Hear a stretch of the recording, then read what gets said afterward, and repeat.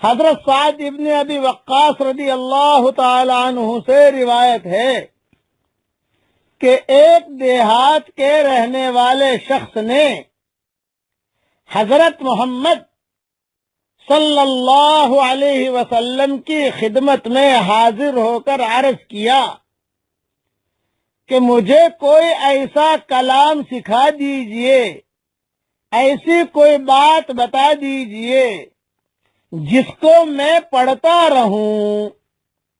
حضرت محمد صلی اللہ علیہ وسلم نے ارشاد فرمایا، یہ پڑھا کرو۔ اب میں آپ کو پڑھا رہا ہوں، سنا رہا ہوں، آپ بھی پڑھیے میرے ساتھ۔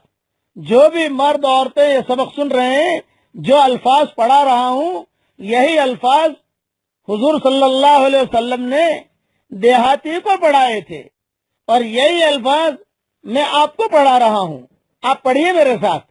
لا الہ الا اللہ وحدہ لا شریک لہ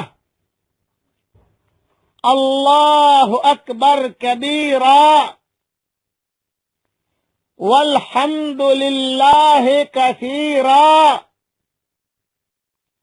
وسبحان اللہ رب العالمین لا حول ولا قوت الا باللہ العزیز الحکیم۔ اس کا ترجمہ بھی میرے ساتھ پڑھ لیجیے آپ۔ ترجمہ پڑھیے میرے ساتھ۔ اللہ تعالی کے سوا کوئی معبود نہیں، وہ اکیلے ہیں، ان کا کوئی شریک نہیں۔ اللہ تعالی بہت ہی بڑے ہیں، اور اللہ تعالی ہی کے لیے بہت تعریفیں ہیں۔ اللہ تعالی ہر عیب سے پاک ہیں، جو تمام جہانوں کے پالنے والے ہیں۔ گناہ سے بچنے کی طاقت اور نیکی کرنے کی قوت اللہ تعالی ہی کی مدد سے ہے، جو غالب ہیں اور حکمت والے ہیں۔ یہ ترجمہ ہو گیا۔ اب اس دیہات کے رہنے والے شخص نے عرض کیا کہ یا رسول اللہ صلی اللہ علیہ وسلم، یہ کلمات تو میرے رب کو یاد کرنے کے لیے ہیں، میرے لیے وہ کون سے کلمات ہیں جن کے ذریعے میں اپنے لیے دعا کروں؟ تو آپ صلی اللہ علیہ وسلم نے ارشاد فرمایا، اس طرح مانگو۔ اب پڑھیے میرے ساتھ آپ بھی، سننے والے سننے والیاں۔ اللہم اغفر لی وارحمنی واہدنی وارزقنی وعافنی۔ ترجمہ بھی پڑھ لیجئے میرے ساتھ۔ اے اللہ، میری مغفرت فرما دیجئے، مجھ پر رحم فرما دیجئے، مجھے ہدایت دے دیجئے، مجھے روزی دے دیجئے، اور مجھے عافیت عطا فرما دیجئے۔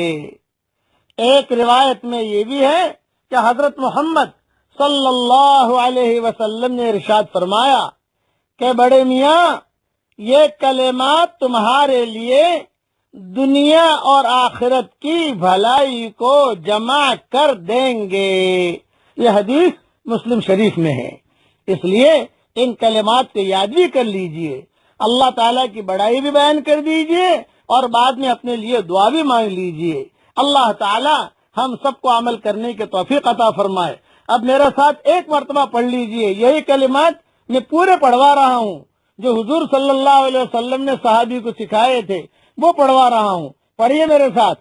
لا الہ الا اللہ وحدہ لا شریک لہ اللہ اکبر کبیرا والحمد للہ کثیرا وسبحان اللہ رب العالمین لا حول ولا قوت الا باللہ العزیز الحکیم. یہ تو ہو گئے اللہ کے لیے، اللہ کی تعریف ہو گئی. اب اپنے لیے مانگ لو. اللہم اغفر لی وارحمنی واہدنی وارزقنی وعافنی. آمین آمین یا رب العالمین. والسلام علیکم ورحمۃ اللہ وبرکاتہ. وآخر دعوانا ان الحمد للہ رب العالمین. اللهم صل على محمد وعلى آل محمد كما صليت على إبراهيم وعلى آل إبراهيم إنك حميد مجيد. اللهم لك الحمد كله ولك المن كله لك الشكر كله ولك الملك كله لك الخلق كله ولك الفضل كله وإليك يرجع الأمر كله وإليك يصعد الكلم الطيب كله. اللهم لك الحمد بالإسلام لك الحمد بالإيمان لك الحمد بالقرآن لك الحمد حتى ترضى لك الحمد إذا رضيت لك الحمد بعد الرضا. اللهم آت نفوسنا تقواها وزكها أنت خير من زكاها أنت وليها ومولاها.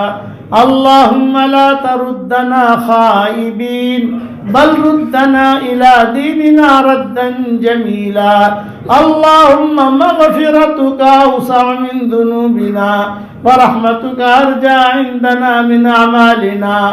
اللهم اجعل القرآن العظيم ربيع قلوبنا ونور صدورنا وجلاء أحزاننا وذهاب همومنا وغمومنا وسائقنا وقائدنا إليك وإلى رضوانك وإلى جناتك جنات النعيم. اللهم اجعلنا ممن يقرأ القرآن فيرقى ولا تجعلنا ممن يقرأ القرآن فيشقى. اللهم اجعل ثارنا على من ظلمنا وانصرنا على من عادانا ولا تجعل مصيبتنا في ديننا ولا تجعل الدنيا أكبر همنا ولا مبلغ علمنا ولا إلى النار مصيرنا ولا تسلط علينا بذنوبنا من لا يخافك فينا ومن لا يرحمنا. يا حنان يا منان أدخلنا الجنة من باب الريان.